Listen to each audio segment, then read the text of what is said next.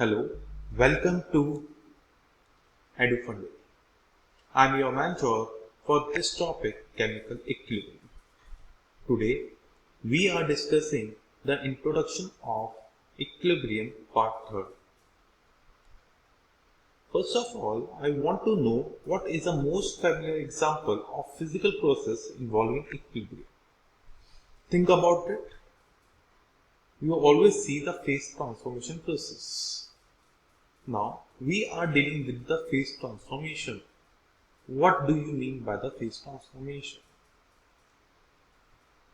In simple way, change of state either solid to liquid, liquid to gas and solid to vapor is known as phase transformation. What are the three states of matter change we observe in our daily lives? Solid to liquid equilibrium or liquid to solid equilibrium, solid to vapor or vapor to solid. Thirdly, liquid to vapor or gas equilibrium or vapor or gas equilibrium to liquid. First of all, we are taking the example of solid to liquid equilibrium.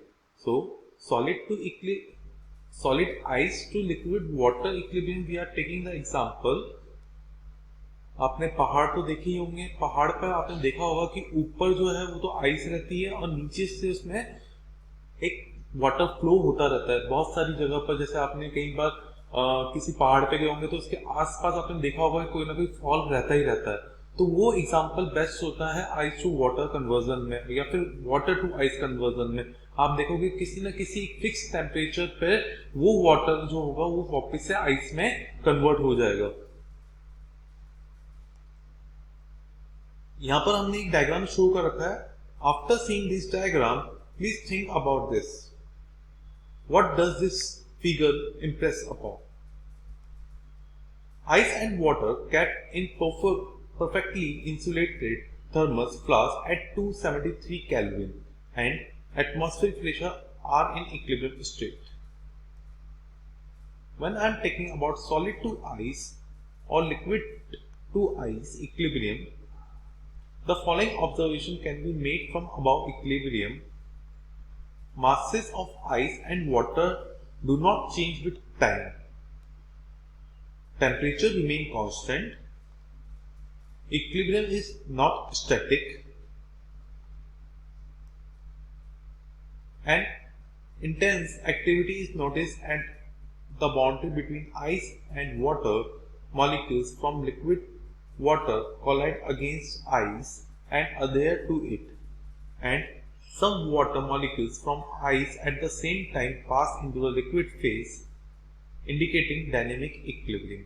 For example, when I am taking the bottle, this is the bottle, in this some part of liquid is there, okay, and मैंने इसको fridge में रख दिया। तो fridge में रखने के बाद आपने ये हमेशा देखा होगा अपने डेली यूज के एग्जांपल में कि अगर मैंने पानी आधा बॉटल रखा है तो आप फ्रिज में रखने के बाद उसका जो आइस होगा वो बॉटल की शेप ले लेगा और वो पानी से ज्यादा आएगा, बट उसका मास कभी भी चेंज नहीं होगा। Is that clear to you all? Same way, as the following observation, I am talking about the fifth point. There is no change in mass and ice as the rate of transfer of molecules from ice to water and reverse transform from water to ice are equal at atmospheric pressure and 273 Kelvin. 6.